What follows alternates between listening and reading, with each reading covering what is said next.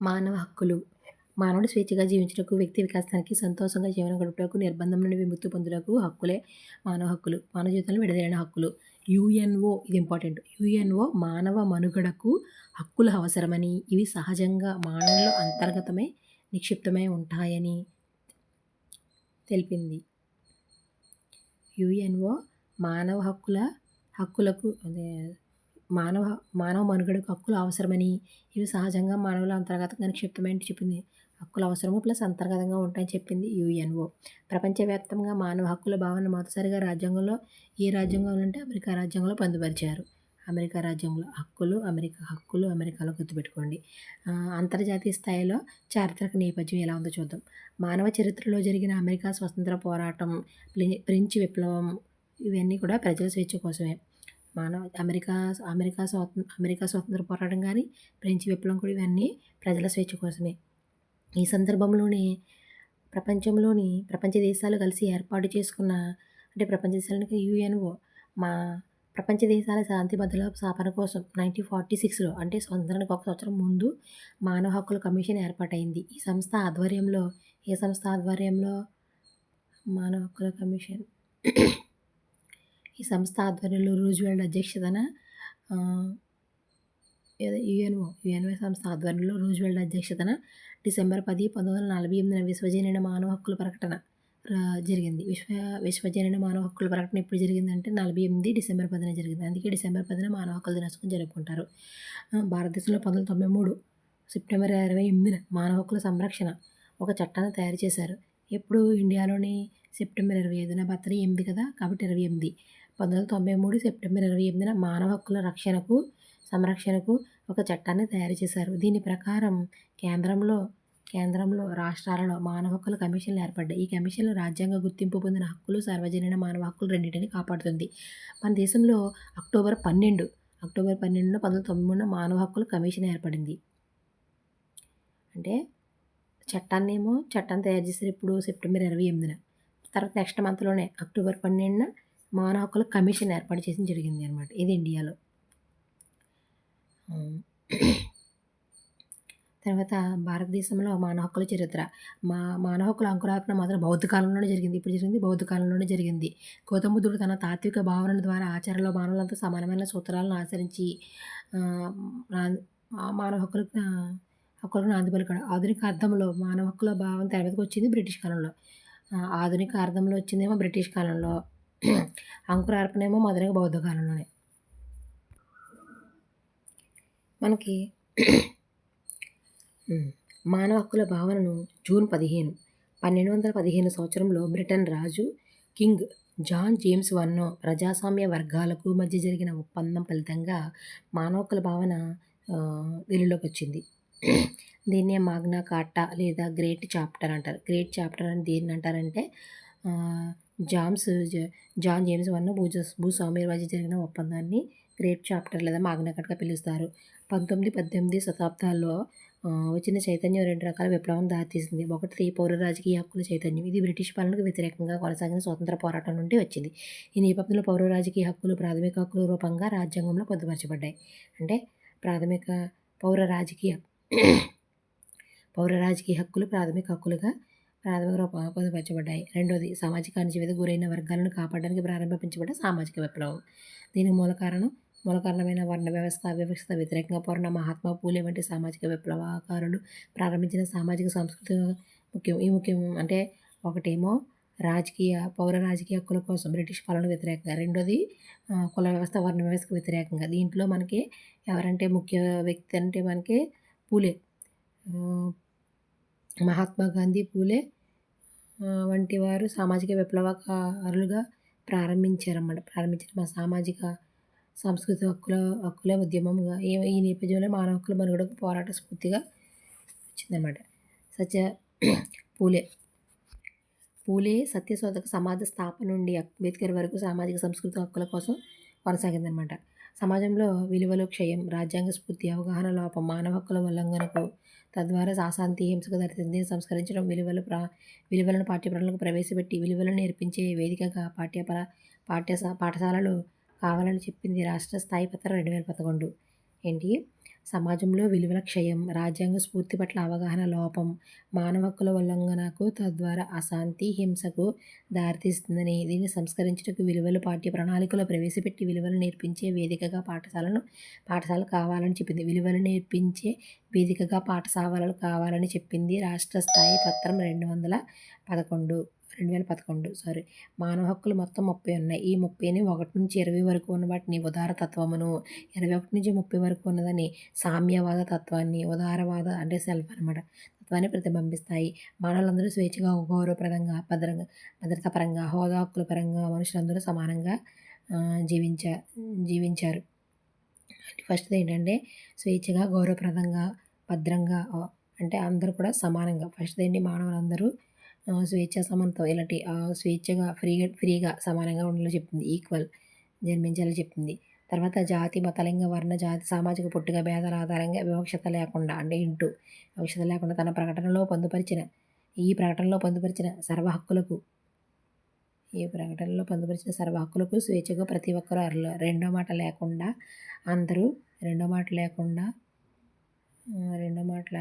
సర్వ హక్కులకు స్వేచ్ఛలకు అందరూ ప్రతి ఒక్కరు అర్హులే అంటే వివక్షత లేకుండా. జాతి, మత, లింగం, జాతి, మత అన్ని 2 అక్షరాలే చూడు. జాతి, మత, వర్ణ, లింగ, తర్వాత జాతి, సామాజిక పుట్టుక, సంపద, వీటి ద్వారా మనకి వివక్షత ఉండకూడదు అనమాట. ఇది మూడవ ప్రకరణం.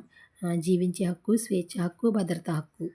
జీవించే హక్కు మూడు వచ్చేసి జీవించే హక్కు. ఎవరిని కూడా బానిసత్వంలో, వెట్టి చాకరీలో ఉంచడానికి వీలులేదు. అన్ని రూపాలలో బానిస వ్యాపారం నిర్మించాలి. బానిసత్వంలో 4 అక్షరాలు ఉన్నాయి. లేదా 4 గదుల మధ్యలో వెట్టి చాకరీ చేయించకూడదు. ఇలా కూడా గుర్తుపెట్టుకోండి. 4 అంటే 4 గదుల మధ్యలో బానిసత్వం, వెట్టి చాకరీ చేయించకూడదు. ఏ ఒక్కరూ అవమానీయ, అవకారమైన, దుర్మార్గమైన దండన, శిక్షణ, ఇతరుల క్రూరత్వానికి గురి కాకూడదు.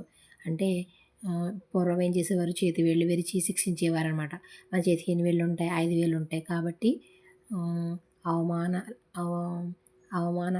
అవమానీయ, అవమానకరమైన, దుర్మార్గమైన దండనకు, శిక్షణకి, ఇతరుల క్రూరత్వానికి గురి కాకూడదు అనమాట. 6 ప్రతి ఒక్కరికి చట్టం ముందు సమానులే. 6 గుర్తింపు పొందే హక్కు కలదు. చట్టబద్ధమైన భద్రత, ఓటింగ్ కల్పించుట. 6 ప్రతి ఒక్కరు చట్టం ముందు గుర్తింపు, ఐడెంటిఫికేషన్ 6 అంటే ఆ గుర్తింపు కదా 6. 7 చట్టం ముందు అందరూ సమానమే. 7th సమానమే. మనకి ఇక్కడ కూడా సమానమే, ఈక్వల్ వచ్చింది. ఫస్ట్ది సమానంగా అంటే గౌరవప్రదంగా, వాటి కోసం గౌరవప్రదంగా, స్వేచ్ఛగా, భద్రంగా ఉండడానికి ఇక్కడ ఓన్లీ ఇక్కడైతే చట్టం ముందు అందరూ సమానమే. ఎలాంటి వివక్షత లేకుండా చట్టం అందరికీ సమాన భద్రత కల్పిస్తుంది. 7th సమానం. తర్వాత 7 రాజ్యాంగం హామీ ఇచ్చిన ప్రాథమిక హక్కులకు భంగం వాటి న్యాయస్థానాన్ని ఆశ్రయించి రక్షణ పొందే హక్కు. 8 ఏంటి, రక్షణ, షెల్టర్. 8 షెల్టర్ అనమాట. అంటే రాజ్యాంగం హామీ ఇచ్చిన ప్రాథమిక హక్కులకు భంగం వాటిల్లినప్పుడు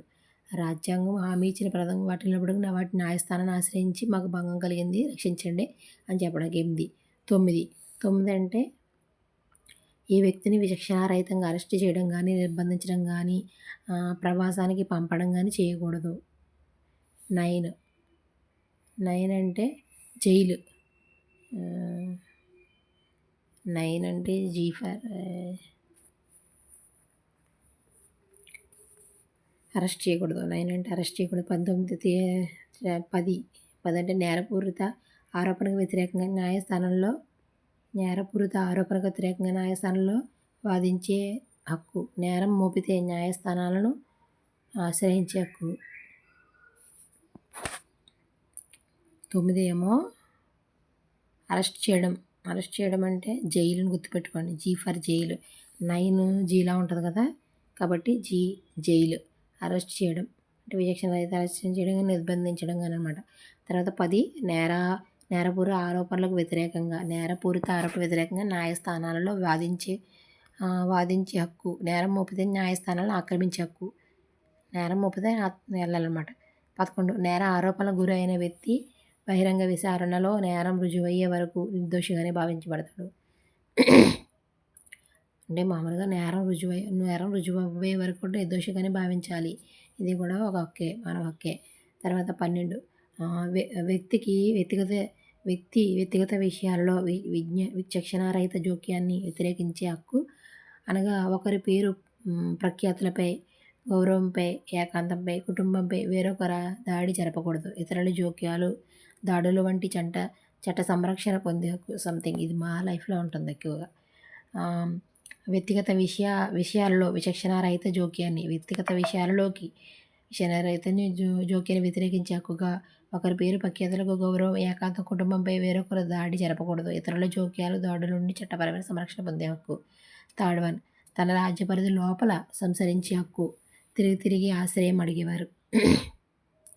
అంటే ఎక్కడ తన రాజ్య పరిధి లోపల సంచరించే హక్కు. దేశాన్ని తిరిగి తన రాజ్య పరిధి లోపల సంచరించే హక్కు. దేశాన్ని విడిచి మరలా దేశంలోకి ప్రవేశించే హక్కు. ఫర్ ఎగ్జాంపుల్ ఇప్పుడు కువైట్లో వర్క్ చేయడానికి వెళ్తారు కదా, వాళ్ళనమాట మన దేశానికి వచ్చేస్తారు. లేదా నెక్స్ట్ వన్ వచ్చేసి ఇతర దేశాలలో ఆశ్రయం పొందే ముందు, అంటే అమెరికా వెళ్ళిపోయి సెటిల్ అయిపోవడం అలాగా. 14th వచ్చేసి ఇతర దేశాల్లో ఆశ్రయం పొందే హక్కు. ఇతర దేశాల్లో 4 గదులు నిర్మించుకుని ఆశ్రయం పొందుతున్నారు. 14th అక్కడ 4 ఉంది కాబట్టి. తిరిగి దేశంలోకి వచ్చేది 13. తిరిగి 3 జాతీయతను కలిగి ఉండే హక్కు. జాతీయతను కలిగి ఉండే హక్కు, మార్చుకునే హక్కు. జాతీయత ఆగస్ట్ 15th మన జాతీయకు సంబంధించిన ఇండిపెండెన్స్ డే జరుపుకుంటాం కదా, అలా గుర్తుపెట్టుకోండి. జాతీయత అంటే 15 అనమాట. తర్వాత 16 వయోజన స్త్రీ పురుషులకు జాతి మత జాతీయత పరిమితులు లేకుండా వివాహం ఆడుకునే హక్కు, కుటుంబాన్ని ఏర్పరచుకునే హక్కు, విడిపోయే హక్కు, ఇవన్నీ కూడా ఉంటాయి అన్నమాట. విడిపోయే హక్కు ఉంది, పెళ్లి చేసుకునే హక్కు ఉంది. ఇప్పుడు 16కే 16కే వివాహం. 16కే వివాహం చేసేసుకుంటున్నారు కదా ఇప్పుడు అందరూని. 16కే వివాహం. పెళ్లి వయసు 18 కానీ 16కే వివాహం ఆడేసుకుంటున్నారు. అలా గుర్తుపెట్టుకోండి. తర్వాత 17 ప్రతి వ్యక్తి సొంతంగా కానీ ఉమ్మడిగా కానీ ఆస్తిని కలిగి ఉండే హక్కు. ఆస్తి కోసం ఏడుస్తున్నారు ఇప్పుడు అందరూ, ఆస్తి కోసమే. ప్రతి వ్యక్తి కూడా సొంతంగా కానీ ఉమ్మడిగా కానీ ఆస్తి కోసం ఏడుస్తున్నారు కాబట్టి ఏడవకండి. 17 ఆస్తి హక్కు కోసం. 18 ఆలోచన హక్కు, మత హక్కు, మత నమ్మకం ఆచరించడం,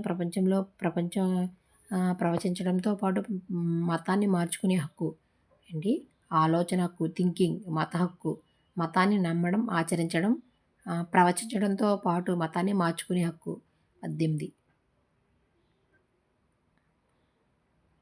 మతం అంటే మనకి చాలా ఉంటాయి.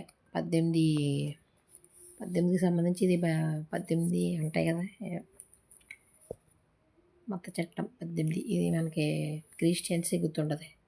ప్రవచించడం మనకి చర్చిలో అందరూ ప్రవచించడం జరుగుతుంది మతానికి సంబంధించి.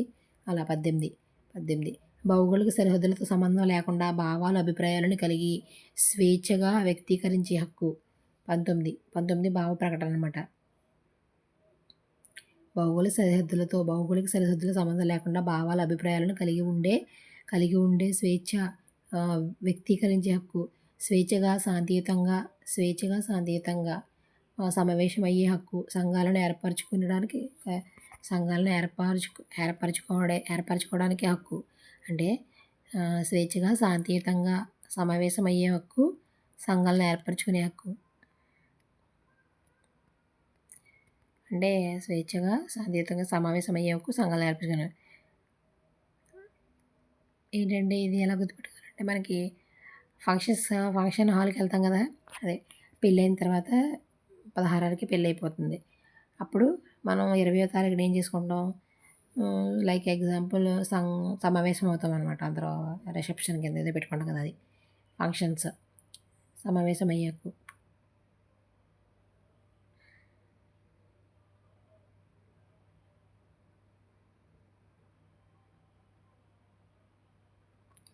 నెక్స్ట్ 21. ఈ 21 నుంచి 30 వరకు మనకి సామ్యవాద తత్వంన 21 నుంచి సామ్యవాద తత్వాన్ని అనమాట. దేశ పరిపాలనలో ప్రజాస్వామ్య పాలనలో పాల్గొనే హక్కు. అంటే ప్రజాస్వామ్య పాలనలో హక్కు అంటే మనకి డిగ్రీ పూర్తి అయిపోతుంది కాబట్టి ఎమ్మెల్సీ ఓటేస్తాం. ప్రజాస్వామ్య హక్కే కదా మరి. దేశ పరిపాలనలో డిగ్రీలో పాల్గొనే. సమాజంలో ప్రౌఢుడిగా ప్రతి ఒక్కరికి సామాజిక భద్రతను, రక్షణను పొందే హక్కు. 22 ఇయర్స్. రక్షణ ఇందాక వచ్చింది ఎక్కడో 18 కాదు, 18 ఏంటి మతం. షెల్టర్ కూడా వచ్చింది ఇందాక అక్కడ చూద్దాం. సరే, 22 ఏంటి సమాజంలో ప్రతి పౌరుడిగా ప్రతి ఒక్కరికి సామాజిక భద్రతను రక్షణను పొందే హక్కు. 23 పని హక్కు. ఉద్యోగానికి వ్యతిరేకంగా పోరాడే రక్షణ పొందే హక్కు. ఆహ్లాదకరమైన పని వసతులను కలిగి ఉండే హక్కు. సమాన పనికి సమాన వేతనం పొందే హక్కు. మనిషి అతని కుటుంబం సగౌరవంగా బతకడానికి కావాల్సిన వేతనం పొందే హక్కు. వర్క్. 23 గంటలు వర్కే, 1 గంట మాత్రమే రెస్ట్. 23 గంటల వర్క్కి 1 గంట మాత్రమే రెస్ట్. జీవితంతో కూడిన సెలవులు, విశ్రాంతి, ఉన్నత ప్రమాణంతో కూడా ఆరోగ్యం, విరామ సమయం పొందే హక్కు. Relax, 24 hours relax. జీతంతో కూడిన సెలవులు, విశ్రాంతి, ఉన్నత ప్రమాణాలతో కూడిన ఆరోగ్యం, విరామ సమయం పొందే హక్కు. విరామ సమయం కూడా పొందే హక్కు. అంటే రిలాక్సేషన్ పొందేది 24 అవర్స్ రిలాక్సేషన్, అలా గుర్తుపెట్టుకోండి. నెక్స్ట్ 25 అభిలాషణీయమైన ఆరోగ్యవంతమైన ప్రామాణిక జీవితాన్ని గడిపే హక్కు. ఆపత్కాల సమయంలో సామాజిక సేవలను పొందే హక్కు. మాతృత్వానికి బాల్యానికి ప్రత్యేక శ్రద్ధ పొందేవారు. బాల్యానికి ప్రత్యేక శ్రద్ధను పొందే హక్కు.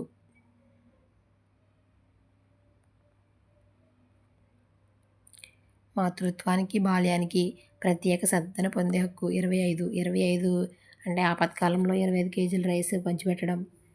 ఒక్కొక్కరు పంచిపెడతారు కదా, రైస్ బ్యాగ్స్ అలాగా. అభిలాషణీయమైన ఆరోగ్యకరమైన ప్రామాణిక జీవితాన్ని గడిపే హక్కు. లేదా మాతృత్వానికి బాల్యానికి 25 సంవత్సరాలకే మనం తల్లి అవుతారు, పిల్లలకు అంటారు. బాల్యం వాళ్ళకి అలాగా మాతృత్వానికి బాల్యానికి ప్రత్యేక శ్రద్ధ పొందే హక్కు ఇలా కూడా. నెక్స్ట్ 26 విద్యా హక్కు. విద్యను ఉచితంగా ప్రాథమిక స్థాయి వరకు పొందే హక్కు. ఉన్నత విద్య అందరికీ సమానంగా పొందే హక్కు. అంటే విద్యను ఉచితంగా ప్రాథమిక స్థాయి వరకు పొందే హక్కు. ప్రాథమిక స్థాయి వరకు పొందే హక్కు ఎలాగ ఉంటుంది, అదేవిధంగా ఉన్నత విద్య అందరికీ అసమానంగా పొందే హక్కు.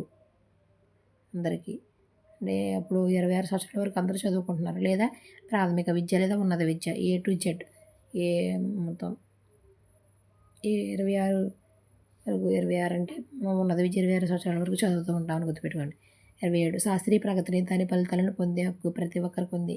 కళలను ఆస్వాదించే హక్కు. సాంస్కృతిక కార్యక్రమాలు స్వేచ్ఛగా పాల్గొనే హక్కు. కళలను ఆస్వాదించే హక్కు, సాంస్కృతిక కార్యక్రమాలు. కళలో సంస్కృతిలో పంపించకపోతే ఈ రెండింటిని నేర్చుకోకపోతే ఏడవడం. 27 కళలు, సాంస్కృతిక కార్యక్రమాలు. ఈ ప్రకటనలో పొందుపరిచిన హక్కులు, స్వాతంత్రాల నేపథ్యం సాఫల్యం పొందే సామాజిక అంతర్గత వ్యవస్థను సాధించడానికి హక్కు అనగా మానవ హక్కుల పరిరక్షణకు జాతీయ అంతర్జాతీయ వ్యవహారాల్లో పాల్గొనే హక్కు.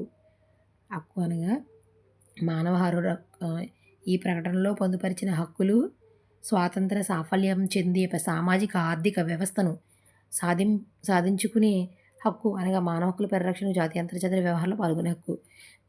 29 పరి హక్కుల గౌరవానికి భంగం వాటిల్లనే విధంగా చట్టం విధించిన పరిమితులకు లోబడి హక్కులను స్వేచ్ఛగా అనుభవించాలి.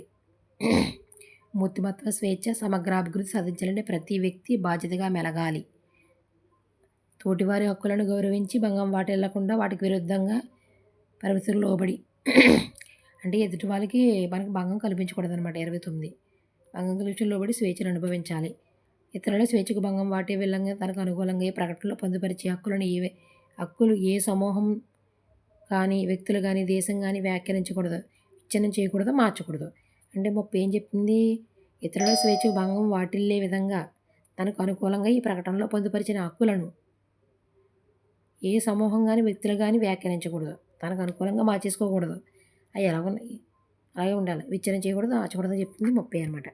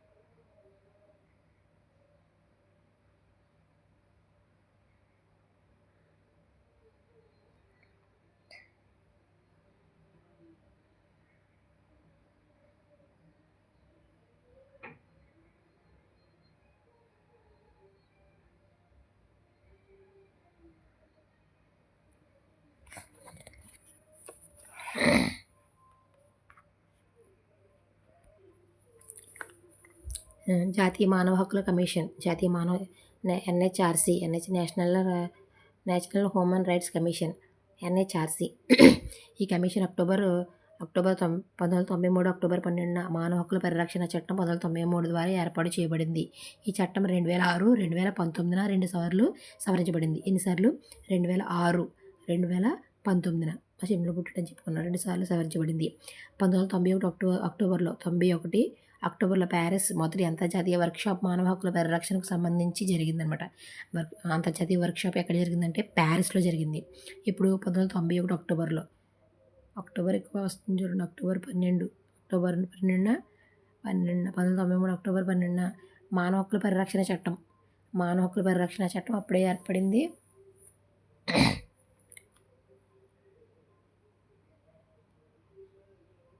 తర్వాత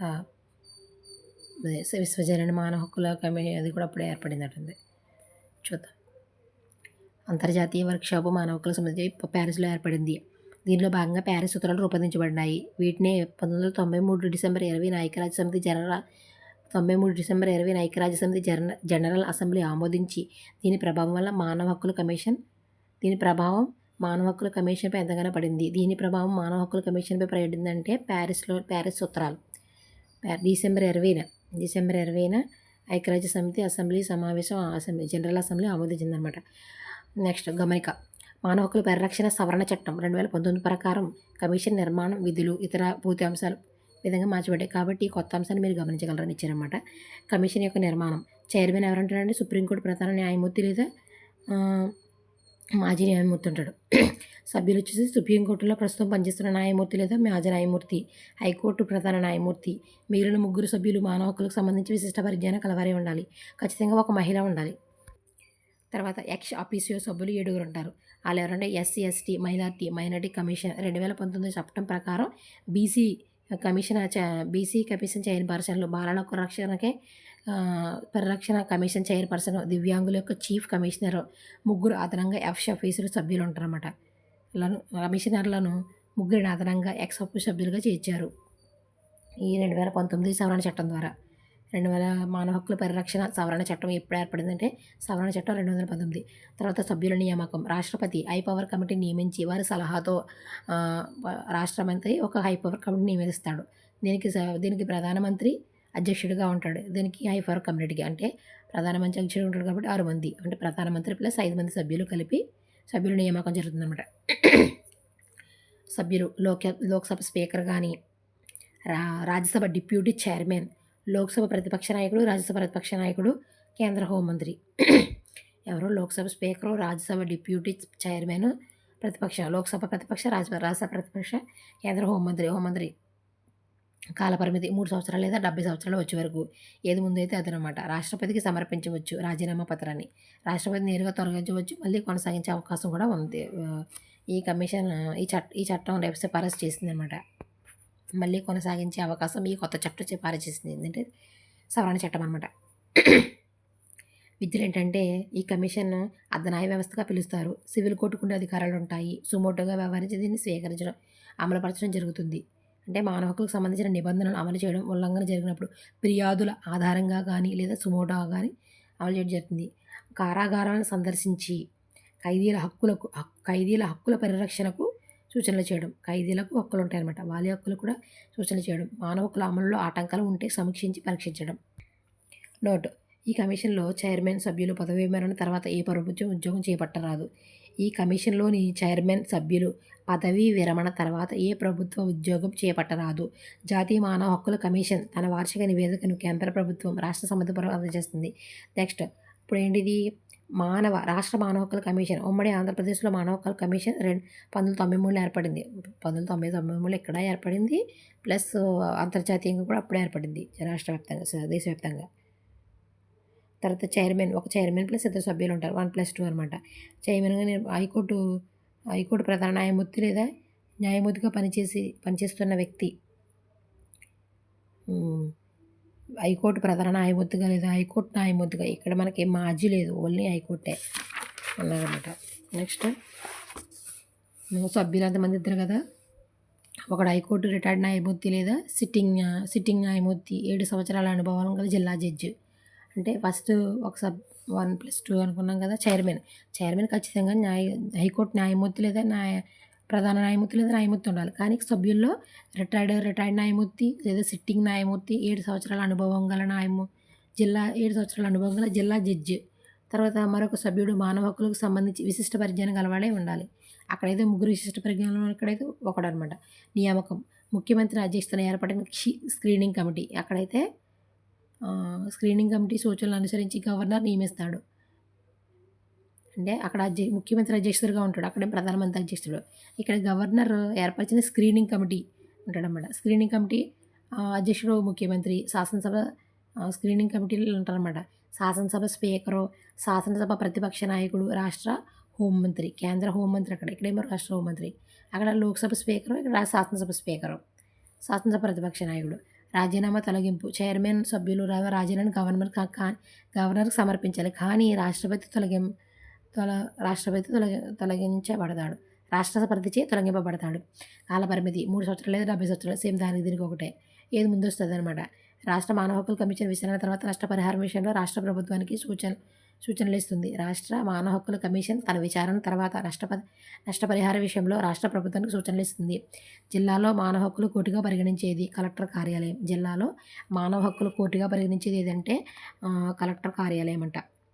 ప్రస్తుత కమిషనర్లు ఇవ్వడం జరిగింది. ఇది ఇంపార్టెంట్, ఎందుకంటే ఇది అప్డేట్స్ మనం చూసుకోవాలి. జాతీయ మానవ హక్కుల కమిషన్ చైర్మన్ ఎవరంటే మనకి రామసుబ్రహ్మణ్యం. డిసెంబర్ 30న 2024లో రావడం జరిగింది. జస్టిస్ రామసుబ్రహ్మణ్యం. తర్వాత తెలంగాణ వచ్చేసి ఉండా చంద్రయ్య. ఆంధ్రప్రదేశ్ మనకి ఏపీకి వచ్చేసి మానవ హక్కుల చైర్మన్ జస్టిస్ మదంట సీతారామమూర్తి. జాతీయ నేషనల్కి వచ్చేసి రాముడు, ఆంధ్రప్రదేశ్కి వచ్చేసి సీతారామమూర్తి. మానవ హక్కుల విద్యా దశాబ్దం 1995 నుంచి 2004 వరకు జరిగింది. తర్వాత మానవ హక్కులలో విద్యా ప్రవేశాలు, మానవ హక్కులు విద్యా సమావేశాలు, ఐక్యరాజ్య సమితి అంగమైన యునెస్కో ప్రజలలో మానవ హక్కుల చైతన్యం విద్య ద్వారానే సాధ్యమవుతుంది. విద్య ద్వారానే మానవ హక్కులు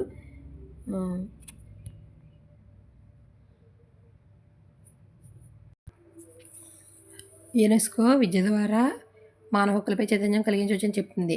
1878లో యునెస్కో మానవ హక్కుల విద్యా బోధన అంటే 1878లో యునెస్కో మానవ హక్కుల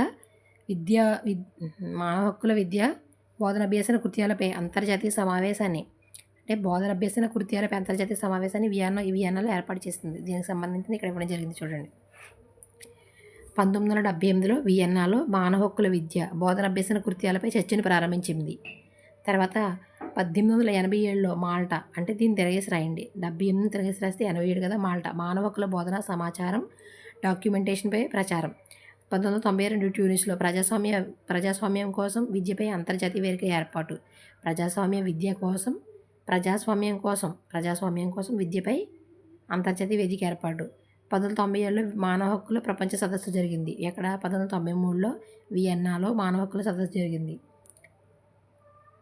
ఇదే ఇక్కడ జరిగింది అనమాట. ఇక్కడ ఇవన్నిటిని ఇక్కడ ఇవ్వడం జరిగింది.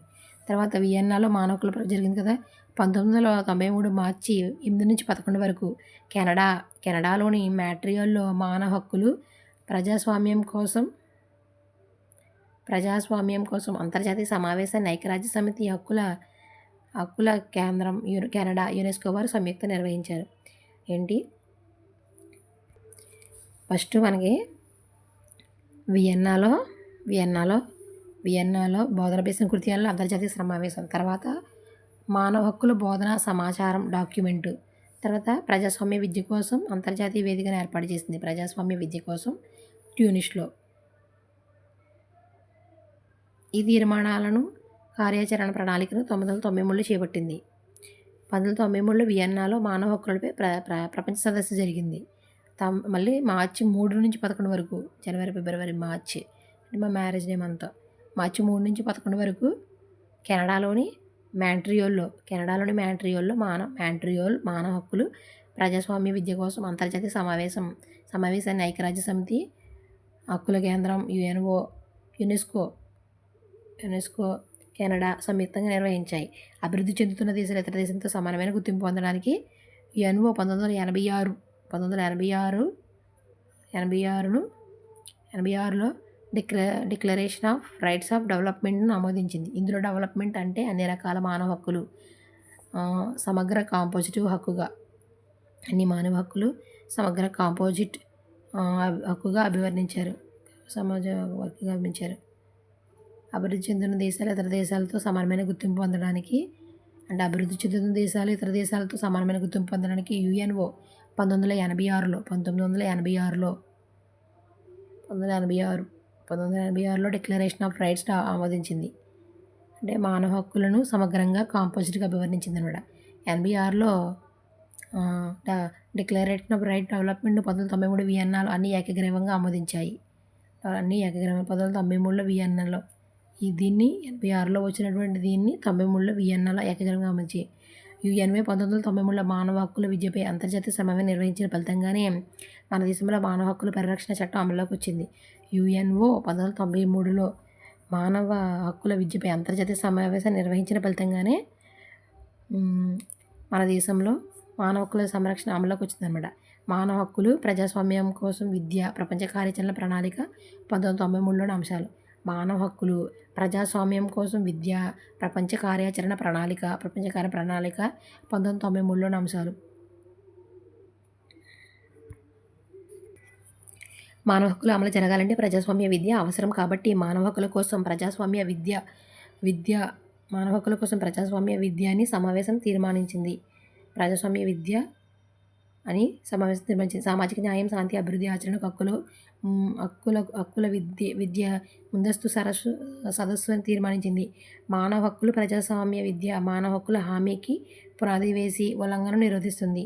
మానవ హక్కుల విద్యలో సాధించాల్సిన ప్రగతి ఐక్యరాజ్య సమితి యునెస్కో ద్వారా కృషి చేయాలని తీర్మానించింది. భారతదేశంలో మానవ హక్కులు విద్యా వ్యాప్తికి తీసుకున్న చర్యలు. ఎన్సీఆర్టీ అంటే మానవ హక్కులు భారతదేశంలో మానవ హక్కులు విద్యా వ్యక్తికి తీసుకున్న చర్యలు. ఎన్సీఆర్టీ 1996 సంవత్సరంలో మానవ హక్కులు ఆధార గ్రంథం అనే శీర్షికతో ఒక గ్రంథాన్ని ఉపాధ్యాయులకు ఉపయోగపడేలా ఇంగ్లీష్, హిందీ భాషలో పరిశీలించింది. ఎన్సీఆర్టీ 1996 సంవత్సరంలో మానవ హక్కులు ఆధార గ్రంథం అనే శీర్షికతో ఒక గ్రంథాన్ని ఉపాధ్యాయులకు ఉపయోగపడేలా ఇంగ్లీష్, హిందీ ఒక గ్రంథాన్ని మానవ హక్కుల ఆధార గ్రంథం అనే శీర్షికతో ఒక గ్రంథాన్ని ఉపాధ్యాయులకు ఉపయోగపడేలా ఇంగ్లీష్, హిందీ భాషలో ప్రచురించింది. ఎన్సిటిఈ వారు 1996 సంవత్సరంలోని వివిధ స్థాయిలో మానవ హక్కుల విద్యా బోధనకు అనుసరించిన వ్యూహాలను పద్ధతులను చర్చించి 8 మాడ్యూళ్లను ప్రచురించింది. ఇదే చర్చ మానవీయ విలువలకు విద్యకు మధ్య గల సంబంధాన్ని కూడా చర్చించడం జరిగింది. ఇదే చర్చలో మానవీయ విలువలకు విద్యకు మధ్య గల సంబంధాన్ని చర్చించింది. అంతేగాక ఎన్సిటిఈ ఫస్ట్ ఏమో ఎన్సీఆర్టీ ఏమో మానవ హక్కులు ఆధార గ్రంథం అనే శీర్షికను ఏర్పాటు చేసింది. తర్వాత ఇదే సంవత్సరం 1996 సంవత్సరంలోనే విద్యాస్థాయి మానవ హక్కుల విద్యా బోధనకు అనుసరించాల్సిన వ్యూహాలు, పద్ధతుల గురించి చర్చించి 8 మాడ్యూళ్లను పరిచరించింది. 8 మాడ్యూళ్లు పరిచరించింది. అంటే వ్యూహాలు, పద్ధతుల గురించి ఎన్సిటిఈ. అంతేకాక ఎన్సిటిఈ 1997లో మానవ హక్కులు భారతీయ విలువలు అనే అంశమును ప్రతిబింబిస్తూ ఒక మోనోగ్రాఫ్ను ప్రచురించింది. ప్రచురించింది ఎవరంటే ఎన్సిటిఈ అనమాట. వీరు ఉపాధ్యాయ విద్యా ప్రణాళికలో కూడా మానవ హక్కులను చేర్చారు. అంటే ఉపాధ్యాయ విద్యా ప్రణాళికలో కూడా మానవ హక్కులను చేర్చింది ఎవరంటే ఎన్సిటిఈ. 9వ పంచవర్ష ప్రణాళికలో యూజీసీ వారు 1.5 కోట్ల వ్యయంతో మానవ హక్కుల కోసం ప్రత్యేక ప్రణాళిక రూపొందించింది. ఇప్పుడు 9వ పంచవర్ష ప్రణాళికలో యూజీసీ యునైటెడ్ గ్రాంట్ కమిషన్ 15 కోట్లు 1.5 కోట్ల వ్యయంతో హక్కుల విద్య కోసం ప్రణాళికను రూపొందించింది. జాతీయ అక్షరాస్యత commission, national literature mission, national book trust వారు వయోజనుల్లో నూతనంగా అక్షరాస్యులైన వారికి మానవ హక్కుల అవగాహనపై పుస్తకాలు ప్రచురించాయి. హైదరాబాదు కేంద్రీయ విద్యాలయ, అంబేద్కర్ సార్వత్రిక విద్యాలయ మానవ హక్కుల విద్యపై పోస్ట్ గ్రాడ్యుయేషన్ డిప్లొమాను పూర్తి చేస్తాయి. అంటే మానవ హక్కుల విద్యపై పోస్ట్ గ్రాడ్యుయేషన్ డిప్లొమాను నిర్వహిస్తున్నాయి. అంటే హక్కులపై కూడా ఒక డిప్లొమా ఒక సర్టిఫికేట్ ఇస్తారన్నమాట ఇంటర్ డిగ్రీలో అంటే విశ్వవిద్యాలయాల్లో. హైదరాబాదు కేంద్రీయ విశ్వవిద్యాలయం, అంబేద్కర్. తర్వాత మానవ హక్కులు పాఠశాల వ్యవస్థలో అనుప్రయుక్తం. ఎన్సిటిఈ విడుదల చేసిన స్వీయ అభ్యసన మాడ్యూళ్లను మానవ హక్కుల విద్య ప్రాథమిక స్థాయి నుండి బోధించాలి.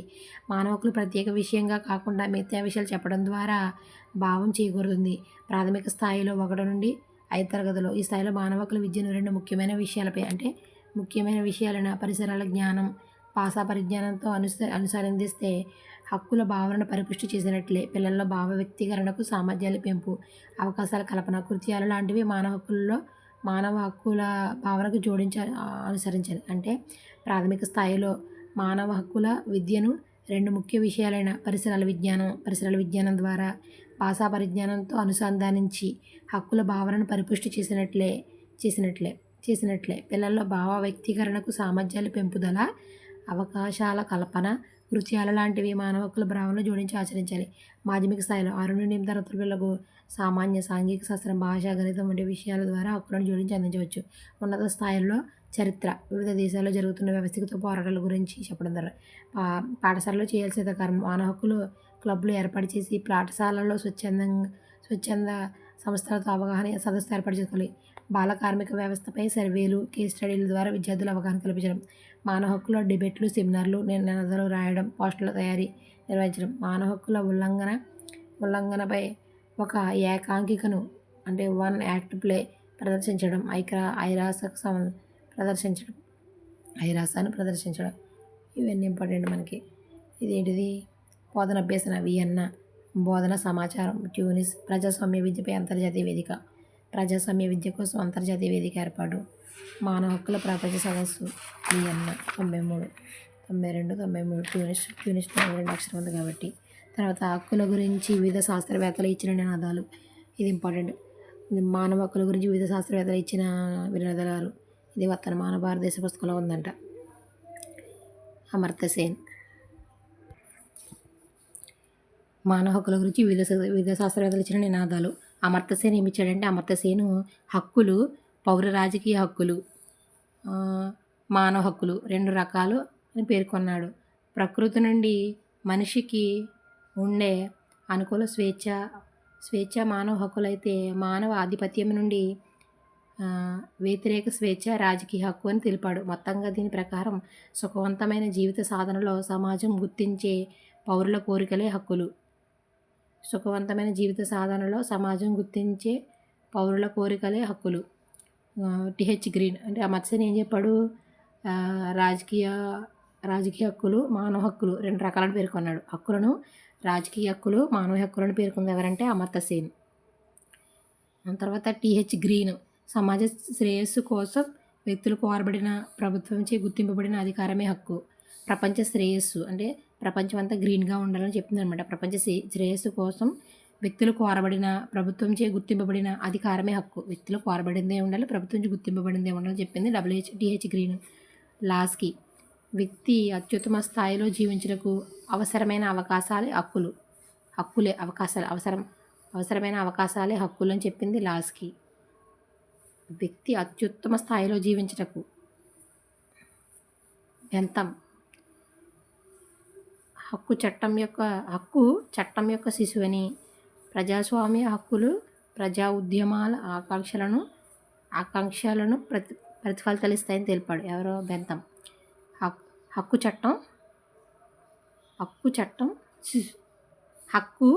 చట్టం యొక్క శిశువు. హక్కు అనేది చట్టం యొక్క శిశువు అని చెప్పింది ఎవరంటే బెంథమ్. భారత రాజ్యాంగం ప్రకారం మానవ హక్కులు: ప్రాణరక్షణ హక్కు, భావ ప్రకటన స్వాతంత్రపు హక్కు, పని హక్కు, సమానత్వపు హక్కు, సంస్థలు సంఘాలు ఏర్పరచుకునే హక్కు, ఒప్పందం హక్కు, వ్యక్తి స్వాతంత్రపు హక్కు, ఆస్తి హక్కు, విద్యా హక్కు, మత స్వాతంత్రపు హక్కు, కుటుంబ హక్కు, రాజ్యాంగ పరిరక్షణ హక్కు, సాంస్కృతిక హక్కు. ప్రాణరక్షణ హక్కు అంటే చూద్దాం. వ్యక్తి విధిగా జీవించాలని, ఆత్మహత్య వ్యక్తి తనపై చివరకు భంగమని భగవంతునిపై జరిపే దురాక్రమణ చర్య అని తెలిపింది ఎవరంటే సెయింట్ థామస్ ఆక్వినాస్. ప్రాణరక్షణ అంటే వ్యక్తి విధిగా జీవించాలని, ఆత్మహత్య వ్యక్తిపై చివరకు భగవంతునిపై జరిపే దురాక్రమణ చర్య అని తెలిపింది సెయింట్ థామస్ ఆక్వినాస్. ఆత్మహత్య ఆక్వినాస్. పని హక్కు లూయి బ్లాంక్. పని హక్కు కోసం ఎవరు చెప్పారంటే లూయి బ్లాంక్. ప్రాణరక్షణ హక్కు కోసం చెప్పింది సెయింట్ థామస్ ఆక్వినాస్. మానవుడు తన శ్రమకు లభించే ప్రతిఫలం ఆధారంగా జీవిస్తున్నాడు, దానికి తగ్గ పని సమాజం చేకూర్చాలని చెప్పింది లూయి బ్లాంక్. Thank you. ఇది మనకి మానవ హక్కులకు సంబంధించిన ఇంపార్టెంట్ పాయింట్స్. ఈ పాయింట్ కొంచెం ఈ టాపిక్ బాగానే ఇంపార్టెంట్గా ఉంది, చూసుకోండి.